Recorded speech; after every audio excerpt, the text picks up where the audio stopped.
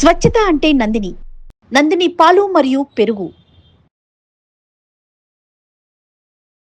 నమస్తే రమగారు. నమస్తే జయ. రమగారు, దెయ్యాలు, భూతాలు, పిశాచాలు ఇలాంటి కథలు చెప్తారు కదా, ఏదైనా ఒకటి. దయ్యాలు భూతాలు కాకుండా యక్షుల కథ చెప్తాం. పూర్వమట సింధు దేశపు రాజుగారికి 2 కుమారులు ఉండేవారు. సంజీవకుడు, జీవకుడు. చాలా బుద్ధిమంతులు. ఇద్దరు సమానమైన పరాక్రమాలు అవి కలిగిన వాళ్ళు. వాళ్ళిద్దరు ముందు నుంచి ఒకే వస్తువుకు పోటీ పడే గుణం కలిగి ఉన్నవాళ్ళు. రాజుగారికి పెద్ద కొడుకైన సంజీవకుడు అంటే ఇష్టం. అతను బాగా యుద్ధ విద్యలు నేర్చినవాడు, సమర్థుడు, తెలివైనవాడు. జీవకుడు కూడా మంచివాడే. ఇతనికి యుద్ధ విద్యలు అవి వచ్చు. కానీ సంజీవకుడు అంత బ్రైట్ కాదు బహుశా. కానీ జీవకుడు చాలా సమయస్ఫూర్తి అవి కలిగినవాడు, తెలివిగా ఉండేవాడు. పెద్ద అబ్బాయి కంటే చిన్న అబ్బాయి తెలివైనవాడు, పెద్ద అబ్బాయి బలశాలి. అయితే వీళ్ళిద్దరిలో రాజుగారికి పెద్ద అబ్బాయి అంటే ఇష్టం. తన తర్వాత రాజ్యానికి వస్తాడని, బాగా యుద్ధ విద్యలు అవి తొందరగా నేర్చుకున్నాడని, అలా కొంచెం ఒక పెద్ద పిల్లల మీద ప్రీతులు కనపడుతూ ఉంటాయి. వీళ్ళకు ప్రధానమంత్రి గారు ఒక ఆయన ఉన్నాడు. ప్రధానమంత్రి గారికి వాసంతిక అని ఒక కూతురు ఉంది. ఈ అబ్బాయిలు ఇద్దరు వెంటనే 1 సంవత్సరం గ్యాప్తో పుట్టిన వాళ్ళు. వాసంతిక వీళ్ళకంటే కొద్దిగానే చిన్నది, కానీ చిన్నప్పటి నుంచి కలిసి ఉన్నారు. ఈ 2 అబ్బాయిలకి వాసంతికని పెళ్లి చేసుకోవాలని ఉంది. రాజుగారు తేల్చుకోలేకపోయారు, మంత్రి గారు తేల్చుకోలేకపోయారు. ఏమన్నారు, మీలో ఎవరో ఒకళ్ళు ఊరుకుంటే రెండో వాళ్ళకి అమ్మాయినిచ్చి పెళ్లి చేస్తానన్నాడు. వాళ్ళిద్దరూ తగ్గేదేలే అన్నారు. తగ్గల. అయితే ఏమైంది, సరే పట్టాభిషేకం చేసే సమయం దగ్గరకు వస్తుంది, వివాహం కావాలి. వివాహానికి ఒక పోటీ పెడదాం అనుకున్నారు. ఏం పెడదాం పోటీ? సరే ఏమన్నారు, కోట గోడెక్కి రాజకుమారులు ఇద్దరు చెరుకో బాణము వేయాలి. ఎవరి బాణం ఎక్కువ దూరం పోయిందో వాళ్ళకి వాసంతికనిచ్చి వివాహం చేస్తారు, పట్టాభిషేకం చేసేస్తారు. సరే అబ్బాయిలు ఇద్దరు బాణం వేశారు. కోట గోడ దాటి రాజవీధులు దాటి పడింది సంజీవకుడి బాణం.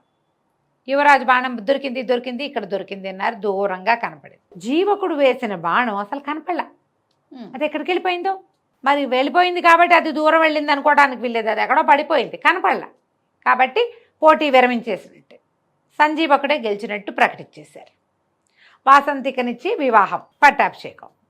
ఈ పెళ్ళి పట్టాభిషేకం సందట్లో జీవకుడిని ఎవ్వరూ పట్టించుకోవాలి. ఈ జీవకుడికి ఆశ్చర్యం వేసింది. అన్నయ్య డెఫినెట్గా నాకంటే బాగా వేస్తాడు, నాకు తెలుసు. కానీ నాది కూడా ముందో వెనకో ఎక్కడో పడి ఉండాలిగా బాణం, ఎందుకు కనపడలేదు అది అని చెప్పి వీళ్ళంతా పట్టాభిషేకం హడావిళ్లలో ఉంటే అతను తను బాణం వేసిన దిక్కుగా నడిచి వెళ్ళాడు. ఎంతో దూరం వెళ్ళిపోయాడు. కనీసం ఒక 70 ఆమడలు నడిచాక ఒక కొండ వచ్చింది. అక్కడ ఇతనికి తన బాణం దొరికింది. ఆశ్చర్యపోయాడు. ఏమిటి ఇంత దూరమా, నాకు అంతుందా? లేదే. కానీ ఇతను ఒకటి ఏం గమనించాడు, ఇప్పుడు ఇతను మనం ఇటు నుంచి బాణం వేసామనుకో, మూలిక ఎటు వెళ్తుంది, మూలిక ఎక్కడ ఉండాలి, అటు ఉండాలి అంతే కదా. ఆ మూలుకు ఇడు తిరుగుంది. ఎవరైనా చేత్తో పుచ్చుకొచ్చి పడేశారా ఇక్కడ? ఎట్లా వచ్చింది ఇది ఇక్కడికి? వస్తే వచ్చింది, ఇటుందేంటి మూలుకు? పోనీ నేనే వేశానంటే అటు ఉండాలిగా. అలాగని ఆలోచిస్తూ ఇతను ఆ బాణాన్ని చేత్తో పుచ్చుకుని ఆ కొండకి దగ్గరగా వెళ్ళేసరికల్లా అతనికి ఆ కొండలో ఒక తలుపు కనపడింది. కొండకి తలుపు ఉంటుందా ఎక్కడైనా? ఆశ్చర్యపోయాడు. ఏంటిది ఇట్లా తలుపు? ఆ కొండ అప్పుడు ఇంకా దగ్గరికి వెళ్ళేసరికి కొండ ఇట్లా విచ్చుకుంటున్నట్టు తెలిసింది. ఆ మధ్యలో ఉంది ఆ తలుపు. అతను ఆ తలుపుని తోసాడు. తోస్తే లోపల ఒక మహానగరం ఉంది. ఎంత పెద్దదో, ఎన్ని తోటలు ఉన్నాయో, ఇల్లు, వాకిళ్ళు, మేడలు, దగదగాయమానంగా మెరిసిపోతున్న గోపురాలు, శిఖరాలు ఎంత బాగున్నాయో. అందరూ మనుషులు భలే ఉన్నారు. వాళ్ళు ఎవరు మనుషుల్లాగా లేరు, యక్షుల్లాగా ఉన్నారు. చాలా ఆశ్చర్యపోయాడు ఇతను. ఆ బాణం పుచ్చుకుని వెళ్తుంటే అతనికి ఒక సౌందర్యవతి అయిన యక్ష రాజకుమార్తె కనపడింది. అడిగాడు, మీరెవరు? మా రాజ్యానికి ఇంత దగ్గరలో ఇంత కొండ ఉందేమిటి, ఈ కొండలో ఇంత నగరం ఉండటం ఏమిటి, మాకెప్పుడూ తెలీదే ఇక్కడ యక్షులు ఉన్నారని అనేసరికి ఆవిడ నవ్వింది. ఆవిడ పేరు సరసీరుహలోచన. ఆమె పేరా? ఆవిడ సరసీరుహ. అమ్మాయి ఏమందంటే, మేము ఎప్పుడు ఇక్కడే ఉన్నాం, నిన్ను చిన్నప్పటి నుంచి చూస్తున్నా, నేను చాలా చిన్నతనం నుంచి. నీ సమయస్ఫూర్తి, నీ తెలివితేటలు, నీ విధానం నాకు మొదటి నుంచి నచ్చినాయి. నీకు వాసంతిక తగిన భార్య కాదు, సంజీవకుడే ఆ అమ్మాయిని పెళ్లి చేసుకుంటాడని నేనే నీ బాణాన్ని తెచ్చేశా. ఓహో. చిన్నప్పటి నుంచి నిన్ను గమనిస్తున్నాను నేనంటే ఇతను ఆశ్చర్యపోయాడు. నువ్వు యక్షకన్యకవు కదా, నన్ను ఎందుకు చూస్తున్నావు నువ్వు అంటే, నాకు నువ్వు నచ్చావు, మాకు కావాల్సిన వాళ్ళని మేము పెళ్లి చేసుకోవచ్చు, మా నాన్న మా వాళ్ళు ఏం కాదనరు అని నువ్వు నాతోటే ఉండిపోమంది. ఈ అమ్మాయిని చూస్తే వాసంతికి ఎందుకు పనికిరాదు దీని ముందు.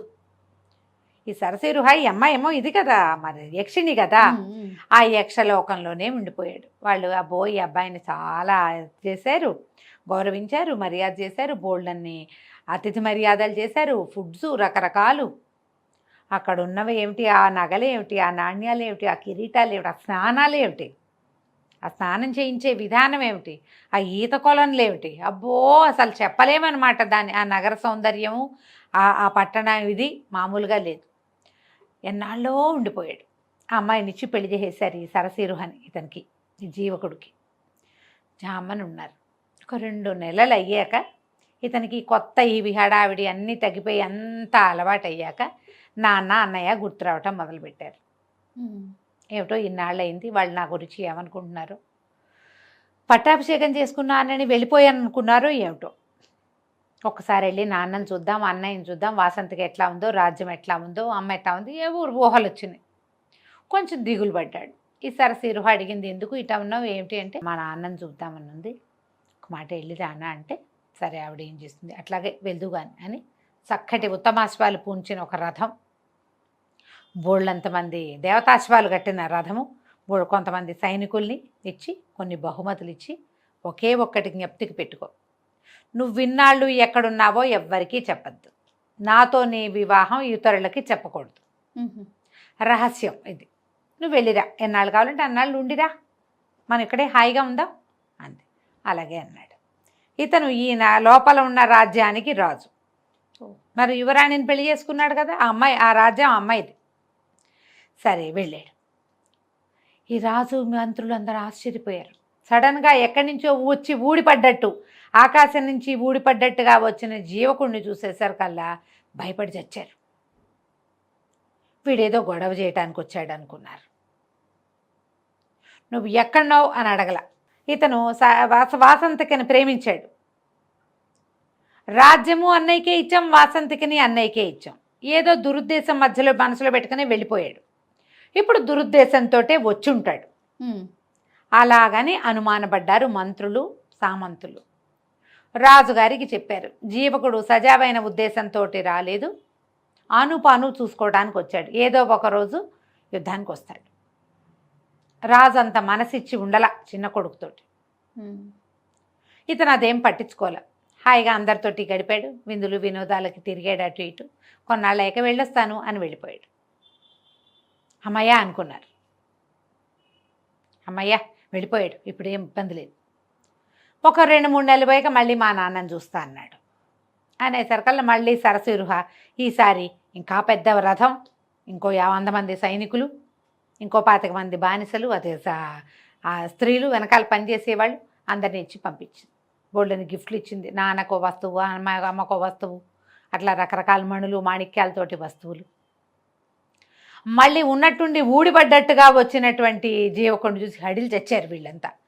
అయ్య బాబోయ్, లాస్ట్ టైం 50 మందితో వచ్చాడు, ఇప్పుడు 150 మందితో వచ్చాడు, ఈసారి ఇంకా పెద్ద రథం, ఇంకా బోల్డ్ సామాన్లు తెచ్చాడు, వీడు ఏ ఉద్దేశంతో వచ్చాడు, ఏదో చేయబోతాడు.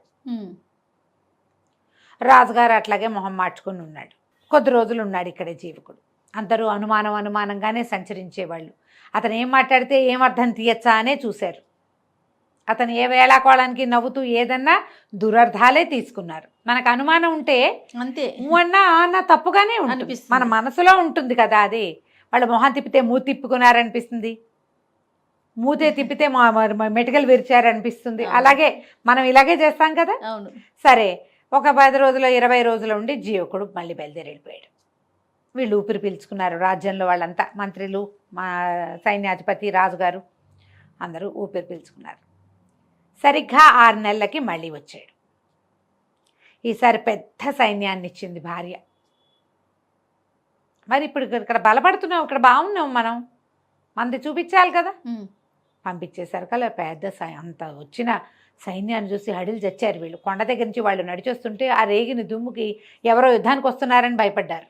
తీరా చూస్తే జీవకుడే మామూలుగా వచ్చాడు. సరే, అప్పుడు వీళ్ళు ఏమనుకున్నారు, వీడికి ఏదో సహాయం లభిస్తోంది, ప్రతిసారి సైన్యం పెరుగుతోంది, వీళ్ళందరూ మామూలు మనుషుల్లాగా లేరు,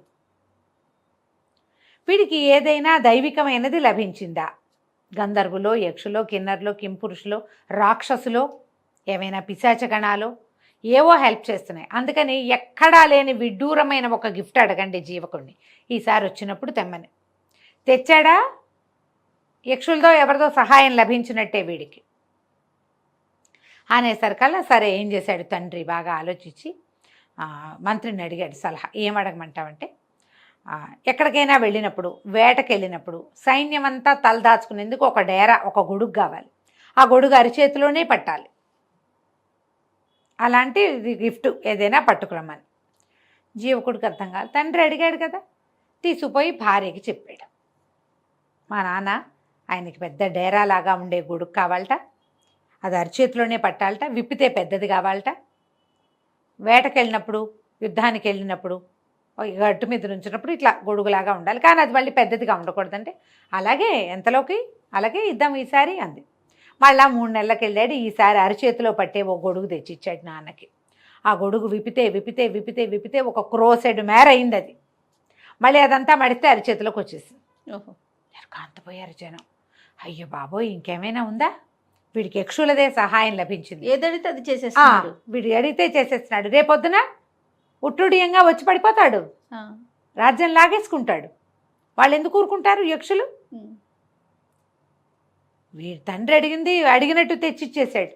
అప్పుడు ఏమన్నారు, ఒక బలశాలైన వాడొకడు పక్కన రక్షణగా ఉండటానికి, యుద్ధంలో సహాయం చేయటానికి, ఎంతమందినైనా ఎడం చేత్తో కూల్చేయగలిగిన ఒక బలశాలని తీసుకురమ్మని అడగమన్నారు.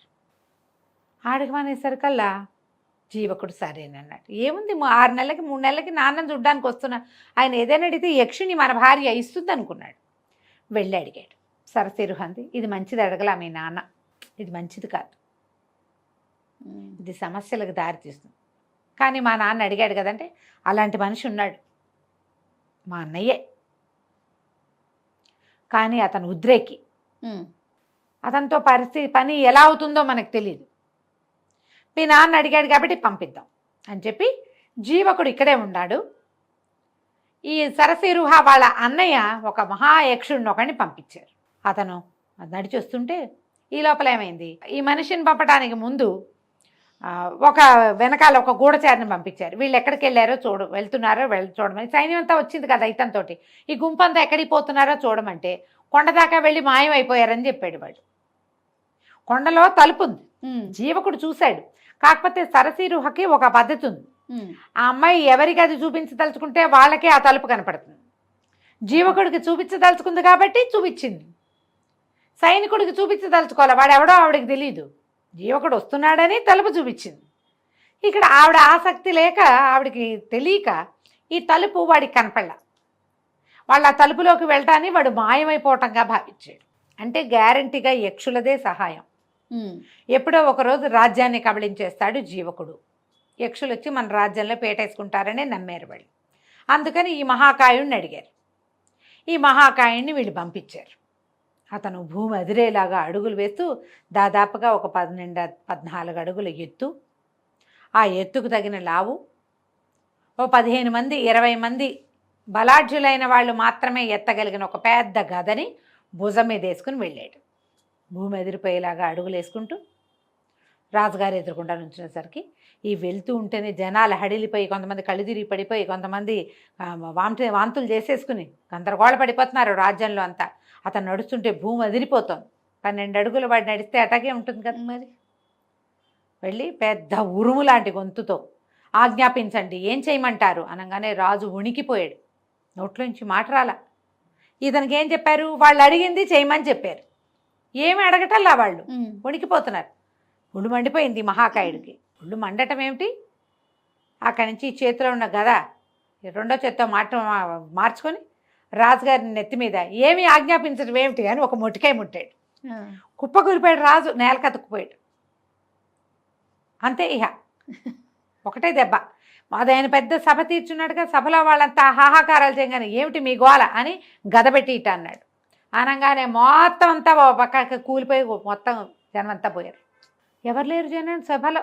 యువతల వెనకాల నుంచి చూస్తున్న వాళ్ళు ఉన్నారు. వాళ్ళంతా కేకలు పెట్టారు, శరణు శరణు శరణు అని అరిచారు. అరిస్తే ఇతను ఏమన్నాడు, ఈ రాజుకు సహాయం చేయమని మా మావమరిదైన జీవకుడు నన్ను ఇక్కడికి పంపించాడు. రాజుకి అడగటమే రాదు, అతను నశించాడు. అతని వెనకాలన్న జనమంతా పోయారు. ఇప్పుడు రాజు లేడు. అరాచకమైన ఈ రాజ్యానికి మా బావమరిదే రాజు. ఆయన వచ్చి రాజ్యాన్ని స్వాధీనం చేసుకుంటాడు. అప్పటి వరకు ఇది జీవకుడి రాజ్యంగానే చలామణి అవ్వాలి అని చెప్పి వెనక్కి తిరిగి వెళ్ళిపోయాడు. జరిగిందంతా విని జీవకుడిని ఎత్తి బాదుకుండా అయ్యో మా నాన్న అని. ఏమై చెప్పింది సరసీరుహ, మీ నాన్న అందుకు పోలేదు, వాళ్ళకి ముందు నుంచి అనుమానమే నువ్వేం చేస్తావు అని. వాళ్ళ అనుమాన పిశాచే వాళ్ళని చంపేసింది. గొడిగడిగా ఉంచుకోవచ్చుగా. నువ్వు 10,000 మంది సైన్యాన్ని తీసుకెళ్ళావు, నీ 10,000 మందిని నా దగ్గర ఉంచమని అడగచ్చుగా మీ నాన్న. నువ్వు ఆ 10,000 మందితో ఏం చేస్తావో అనుకున్నాడు. ఇప్పుడు ఒక బలాఢ్యుడైన మనిషిని అడిగి వాళ్ళ చావు వాళ్లే కొని తెచ్చుకున్నారు. ఇక చేసేదేం లేదు, పద మన రాజ్యానికి వెళ్ళి మనం ఏలుకుందాం అని చెప్పి అయిపోయింది. ఇప్పుడు రాజ్యానికి ఆ రాజుగారికి రెండో పక్కన పెద్ద కొడుకు కోడలు అందరూ కూర్చున్నారు. మొత్తం అంతా పోయారు గుంపంతా, ప్రధానమంత్రితో సహా. వెనక నుంచి ఊళ్ళో నుంచి నడిచొచ్చి ఇతన్ని చూసిన వాళ్ళు మాత్రమే బతుకున్నారు, అంటే ప్రజలు ఉన్నారు. సంజీవకుడు సరసీరుహ ఇద్దరు వెళ్ళి ఆ రాజ్యాన్ని వశం చేసుకుని సింధు రాజ్యాన్ని వాళ్లే హాయిగా పరిపాలించారు. తర్వాత కాలంలో యక్షులు ఆ రాజ్యంలో తిరుగుతూ ఉండేవాళ్ళు. ఎవరినైనా సరే వాళ్ళ అనుమానం భయపెట్టినట్టుగా నిజం భయపెట్టదు. అవును, నిజం సామాన్యంగా ఉంటుంది, అది నిప్పులాంటిదే. దాన్ని హ్యాండిల్ విత్ కేర్ సరిపోతుంది. అనుమానమో బడబాగ్ని, దాన్ని హ్యాండిల్ చేయలేం. ఎందుకంటే నీకు ఏం చేసినా అనుమానంగానే ఉంటుంది, రగులుతూనే ఉంటుంది, ఎప్పుడూ రగులుతూనే ఉంటుంది. నువ్వు అదే నీ దగ్గర చిన్న అగ్ని ఉంది నిజం, దాన్ని ఒక చిన్న ముంతలో పెట్టి కూడా నువ్వు కాపాడచ్చు. కరెక్ట్ అండి కదా, దాన్ని మనం ఏం చేయలేం, అదేం చేయదు మనని, అవును. అది మనని కాల్చదు, చక్కగా ఉంటుంది, మనం సంరక్షించాలంతే. అనుమానం ఏంటంటే అటటట పెరిగిపోతూ ఉంటుంది. ఆ పెరిగిపోయేది చివరికి మనం చంపేస్తుంది కదా, కంచికి మనం ఇంటికి. చాలా బాగుంది రమ్మగారు. నమస్తే. నమస్తే.